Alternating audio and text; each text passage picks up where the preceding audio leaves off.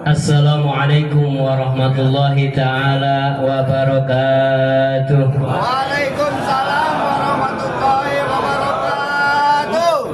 Alhamdulillah wa syukru ala ni'amillah. Nusalli wa nusallimu ala rasulillah Muhammad ibn Abdillah wa ala alihi wa sahbihi wa man tabi'ahu wa wala. Wala hawla wala quwata illa billah wa ba'du. Faqad qala Allah Ta'ala fi kitabihil karim, a'udzu billahi minasy syaithanir rajim. Bismillahirrahmanirrahim. Innamal mu'minuna alladzina idza dzukirallahu wajilat qulubuhum wa idza tuliyat 'alaihim ayatuhu zadathum imanan wa 'ala rabbihim yatawakkalun. Sadaqallahul azim.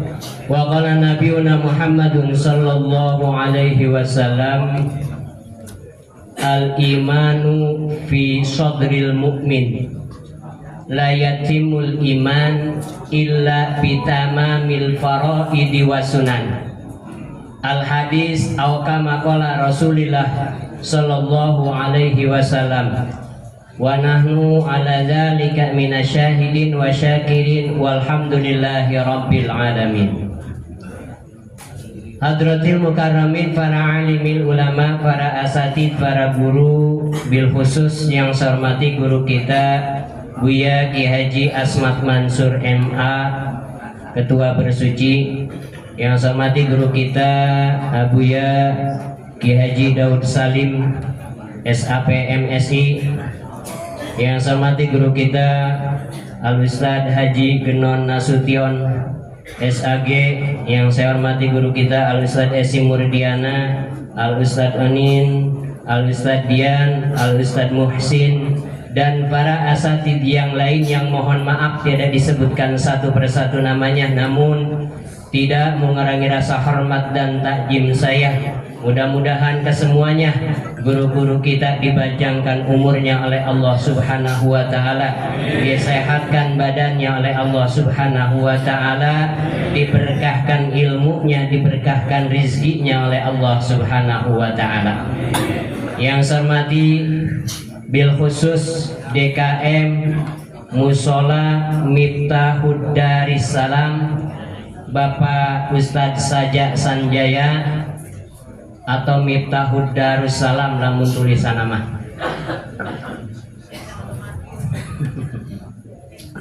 Namun di era berada panjang ya, karena tilu kalimat ya. Yang saya hormati tokoh masyarakat, tokoh agama, para masyayikh bil khusus. Yang saya hormati orang tua kita Bapak Haji Aminuddin, Bapak Haji Eli Solihin ayat, dan para hujaj, para haji yang lain yang mohon maaf tidak disebutkan satu persatu namanya, namun tidak mengurangi rasa hormat dan takjim saya.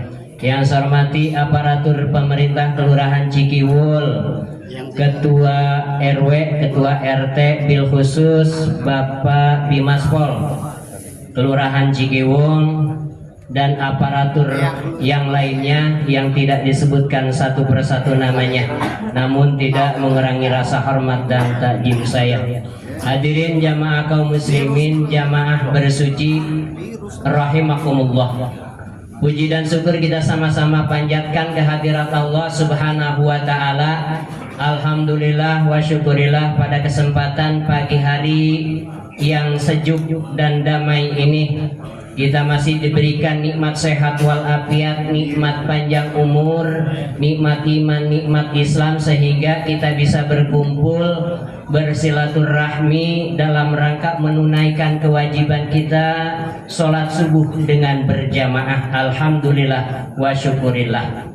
Salawat ma'assalam semoga tercurah limpah kepada junjungan kita Nabi besar Muhammad sallallahu alaihi wasallam beserta keluarganya, sahabatnya, tabi'in, atba'u tabi'in, dan selaku umatnya. Kita mudah-mudahan di yaumil akhir nanti kita mendapatkan syafatul uzma daripada Rasulullah sallallahu alaihi wasallam.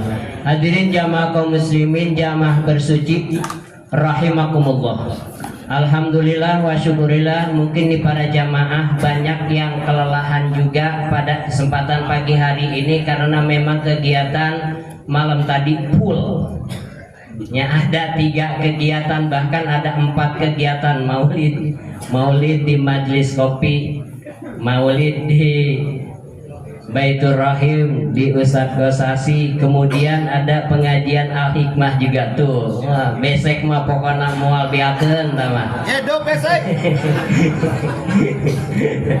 Alhamdulillah wa syukurillah. Namun pada pagi hari ini senantiasa kita hadir di bersuci ini karena didasari dengan keimanan kita kepada Allah Subhanahu wa taala, tunduh saeutik wajar manusiawi. Alhamdulillah wa syukurillah, Allahumma paksakan kita sampai ke musola Miftahul Darussalam ini kita melaksanakan bersuci. Alhamdulillah wa syukurillah. Karena namanya keimanan sudah tertanam di dalam diri kita, sebagaimana sabda Rasulullah Shallallahu Alaihi Wasallam, al imanu fi sadril mu'min. Iman itu tertanam di dalam dada ataupun hati orang yang beriman kepada Allah Subhanahu wa taala. La yatimul iman illa bitamamil faraid wa sunan. Tidak sempurna iman orang yang beriman kepada Allah, tidak sempurna iman orang mukmin kecuali dengan sempurnanya keparduan dan kesunahan. Keparduan kewajiban yang kita laksanakan, perintah-perintah Allah yang kita laksanakan dengan sesempurna-sempurna mungkin kita laksanakan kewajiban kita kepada Allah Subhanahu wa taala. Salat 5 waktu, puasa, zakat, dan lain sebagainya. Sunah-sunahnya kita laksanakan sesempurna mungkin sunah-sunah Rasulullah Shallallahu Alaihi Wasallam kita laksanakan. Puasa sunahnya, salat sunahnya kita laksanakan. Insya Allah keparduannya, kesunahannya dengan sempurna kita laksanakan, sempurna pula keimanan kita kepada Allah Subhanahu wa taala. Amin ya Allah ya Rabbal. Abul Qasim Al-Hakim Al-Iskandari As-Samarqandi, mohon maaf, pernah ditanya tentang keimanan kepada Allah Subhanahu wa taala. Ini pertanyaannya tentang keimanan kepada Allah atau tentang dosa manusia yang bisa menghilangkan keimanan kepada Allah Subhanahu wa taala. Hal min dzanbin yanzaul iman minal abdi. Dosa manusia yang mana yang bisa mencabut keimanan seseorang, keimanan kepada Allah Subhanahu wa taala? Kata Imam Abul Qasim Al-Hakim Al-Yaskandari As-Samarqandi, mohon maaf, salah satu minaz dzunubi tanzaul iman minal abdi. Ada 3 dosa manusia yang bisa mencabut keimanan dari dirinya. Ayat dosa jelema adu bisa menghilangkan keimanan kepada Allah Subhanahu wa taala. Naudzubillah summa naudzubillah.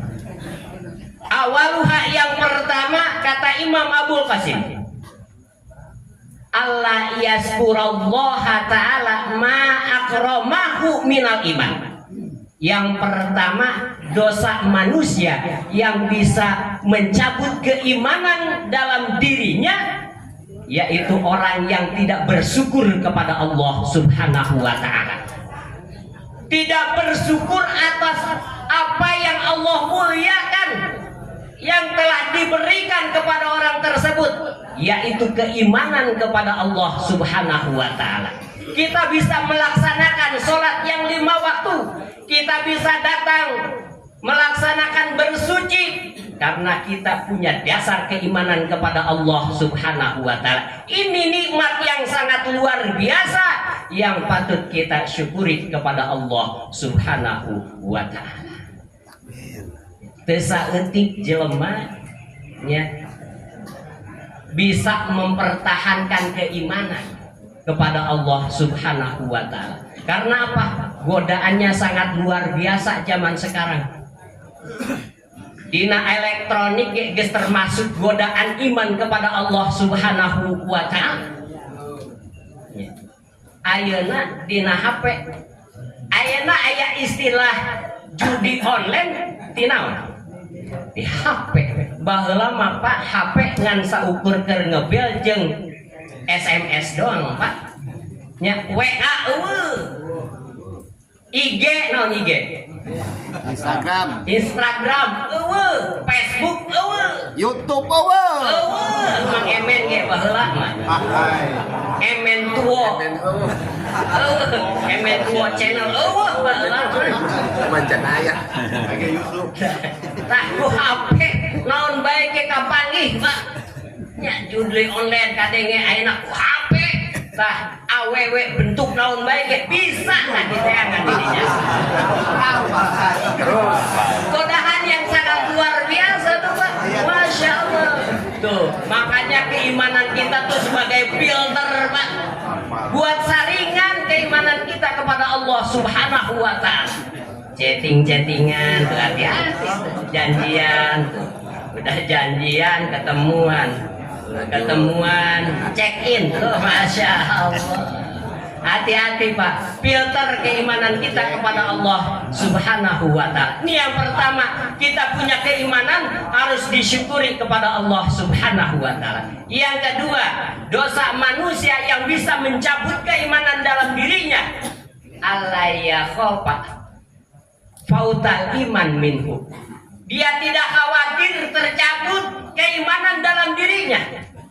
Aing mah kajen teu salat ge ngora keneh engke salat aing mah pas geus kolot geus erek-erek maot cara kerek salat aing mah henteu naon henteu paur karena keimanana dicabut ku Allah Subhanahu wa Ta'ala. Mangnya na umur urang nya isukan jeung ayeuna tuh nya siapa tahu besok hari ataupun kelar bersuci kurang tanya hoplak be nya najlong batu. Kita masa muda maupun masa tua umur kita tidak tahu Pak. Masya Allah. Makanya kita punya rasa takut atas hilang keimanan kita kepada Allah Subhanahu wa Ta'ala. Kalau tidak punya rasa takut atas hilang keimanan kita dalam diri kita kepada Allah Subhanahu wa Ta'ala, itu termasuk dosa. Masya Allah. Makanya pertahankan keimanan di dalam diri kita. Ada dua sahabat Rasulullah Sallallahu Alaihi Wasallam yang bernama Sa'id bin Abdurrahman dan Sa'labah al-Ansari. Ini Sa'id bin Abdurrahman dan Sa'labah al-Ansari ikut perang bersama Rasulullah Sallallahu Alaihi Wasallam. Perangnya perang Tabuk waktu itu. Ini Sa'id bin Abdurrahman menggantikan posisi Sa'labah, yang seharusnya Sa'labah ikut juga perang bersama Rasulullah Sallallahu Alaihi Wasallam. Cek Sa'id bin Abdurrahman, hei Sa'labah, sekarang saya aja yang ikut perang bersama Rasul. Sekarang kamu mundur aja ke belakang, jangan ikut perang bersama Rasulullah Sallallahu Alaihi Wasallam. Ketika itu perang Tabuk dalam musim paceklik, musim kemarau. Nya tangkal duren eueuh buahan, rambutan eueuh buahan, nya manggah eueuh buahan, keur paceklik be petang. Cai ge hese. Sawah kerang Tabuk teh. Nya sawah garing, keur neangan tutut ge hese. Ngomong neangan balai mah. Tutupnya. Bahkan ketika perang Tabuk Pak, untuk modalnya itu patungan tuh para sahabat. Bahkan Utsman bin Affan nyumbang ontak nepi ka 900 ekor ontak. Utsman bin Affan. 100 kuda Utsman bin Affan nyumbang. 4.000 uang dirham ya Abu Bakar Siddiq nyumbang. Kemudian Abdurrahman bin Auf 200 perak dia nyumbang untuk kegiatan perjuangan Rasulullah Shallallahu Alaihi Wasallam waktu itu. Tuh, jadi di zaman paceklik tah perang Rasulullah Shallallahu Alaihi Wasallam, perang Tabuk. Sa'id bin Abdurrahman ngagantikan posisi Sa'labah al-Ansari. Berangkat Sa'id bin Abdurrahman ikut bersama Rasulullah Shallallahu Alaihi Wasallam. Ngan Sa'id bin Abdurrahman nitip ka Sa'labah al-Ansari. Sa'labah al-Ansari, ketika saya di rumah kebiasaan saya mencari kayu bakar dan mengambil air untuk kebutuhan di rumah. Sekarang gantikan posisi saya seperti itu. Ayo nak, kamu Sa'labah yang mencarikan kayu bakar dan mengambil air untuk kebutuhan di rumah saya. Akhirnya posisi Sa'id bin Abdurrahman digantikan oleh Sa'labah yang mencari kayu bakar dan mengambil air untuk kebutuhan di rumahnya Sa'id bin Abdurrahman. Sa'labah al-Ansari ketika mencari kayu bakar dan air untuk kebutuhan di rumah Sa'id bin Abdurrahman, dibawa tuh kayu bakar dan air ke rumah Sa'id bin Abdurrahman. Kemudian ketika Sa'labah masuk ke rumah Sa'id bin Abdurrahman, digoda oleh setan. Ni Sa'labah al-Ansari. Cek iya setan teka Sa'labah al-Ansari undur mahol pasatan. Sa'labah, lihatlah apa yang ada di belakang tirai atau di belakang hordeng. Cek bahasa orang mah. Akhirnya nih Sa'labah penasaran dari bisikan setan, apa yang ada di balik tirai atau di balik hordeng. Akhirnya ku Sa'labah eta hordeng atau tirai dibukakeun tah, diserelekeun. Pas diserelekeun ku Sa'labah, wow, keren. Ternyata ada sesosok wanita yang sangat cantik di balik hordeng tersebut. Keren. Kusabab eta nempo awewe nu geulis, eta Sa'labah teu sabar Pak hayang naon? Hayang nubruk. Hayang nubruk jeung make men mah. Pas nyamperkeun ieu Sa'labah ka eta awewe, nya erek nyabak erek meluk meureun da eta geulis awewena ge keur sorangan deui eta di imah teh eta awewe. Keur geulis sorangan eta di imah. Tuh gesarayakeun balik cenah.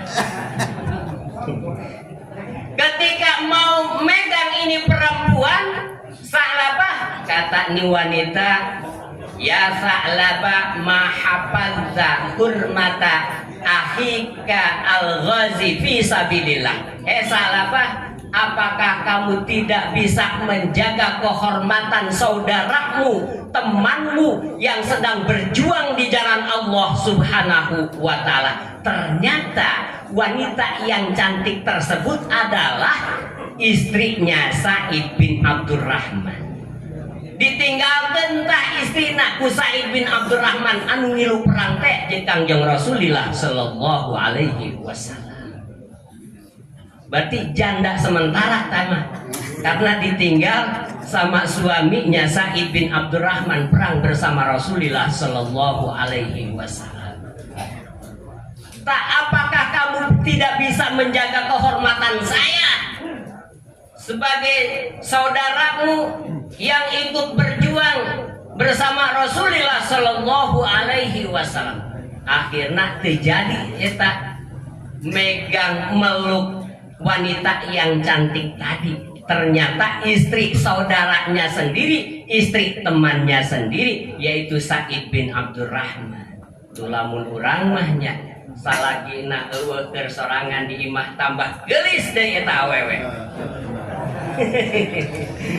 Lain cerita nah kok Sa'labah mah langsung pergi ke atas gunung, dia tobat ke hadapan Allah Subhanahu wa ta'ala. Karena eta encan nyabak sebenarnya, maka eta awewe eta Sa'labah geus merasa dosa. Sudah merasa berdosa di hadapan Allah Subhanahu wa ta'ala, langsung naik ke gunung tobat ke Allah Subhanahu wa ta'ala, minta ampun ke Allah Subhanahu wa ta'ala. Karena apa?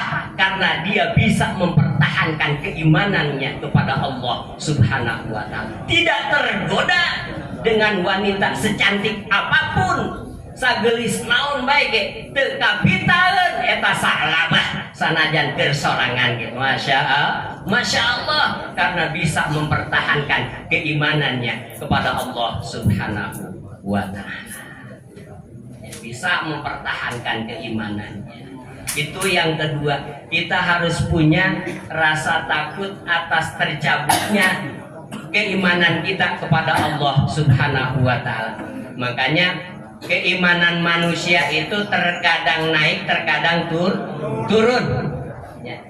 Insya Allah keur mah urang kararumpul keur naik ya keimanan urang ke Allah Subhanahu wa ta'ala, luar biasa. Masya Allah, tiga beting tah keur naik lagi. Opat tempat tah, eta teh keur ngecas urang teh tah. Opat casan tah. Nah katambah ieu berarti 5 casanana jeung ayeuna ieu. Engke mah rada beurang saeutik be ngedrop deui. Komo geus kapanggijoran mah tah. Obet. Itu yang kedua. Yang ketiga, dosa manusia yang bisa menghilangkan keimanan kepada Allah Subhanahu wa ta'ala, ayat 5 ahlal Islam, orang yang suka menzolimi umat Islam, orang yang suka menyakiti sesama muslim. Naudzubillah suman naudzubillah. Jelema anu nyeri hatena orang Islam, itu dosa yang bisa menghilangkan keimanan kepada Allah Subhanahu wa ta'ala. Wajar ai Ustad Kacaletot mah nyebut goblok ka tukang es. Kita ambil hikmahnya, jangan sampai menghujat berlebihan. Tapi ada hikmah di balik itu luar biasa. Nepika eta tukang es jadi orang miliarder dadakan.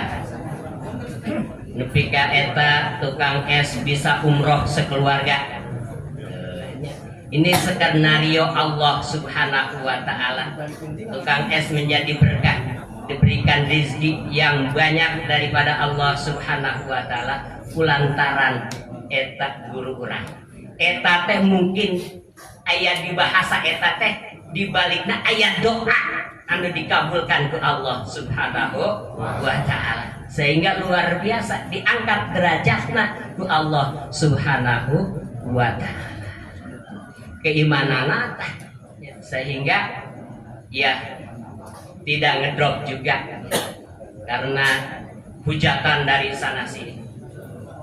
Sudah terbiasa dengan kondisi seperti itu. Kita pun harus terbiasa dengan kondisi dan situasi apapun untuk bisa mempertahankan keimanan kita kepada Allah Subhanahu wa ta'ala. Hujan saeutik mah wayahna, hujan saeutik mah wajar, nya puyeng saeutik mah ulah jadi halangan, nya nyeri buntu ulah jadi halangan keur ibadah ka Allah Subhanahu wa ta'ala. Tah nit kara kode teman-teman. Itu yang ketiga. Yang terakhir adalah ayat 5 ahlal Islam, dosa manusia yang bisa mencabut keimanan kepada Allah Subhanahu wa ta'ala, yaitu orang yang menzolimi sesama muslim. Naudzubillah summa naudzubillah. Saling asih, saling asuh, kita saling bantu ya, dengan sesama saudara kita, dengan sesama muslim. Amin ya Allah ya Rabbal. Mudah-mudahan apa yang dapat saya sampaikan diambil hikmahnya, yaitu untuk mempertahankan keimanan kita kepada Allah Subhanahu wa taala. Bagaimana cara mempertahankan keimanan kita? Nah, seperti ini, kita sering kumpul-kumpul dengan para ulama, sering kumpul dengan orang-orang yang soleh. Amin ya Allah ya Rabbal alamin. Demikian yang dapat saya sampaikan, mudah-mudahan ada manfaatnya. Mohon maaf apabila ada kesalahan dan kekurangan. Saya tutup dengan akhirul kalam. Assalamualaikum warahmatullahi taala wabarakatuh.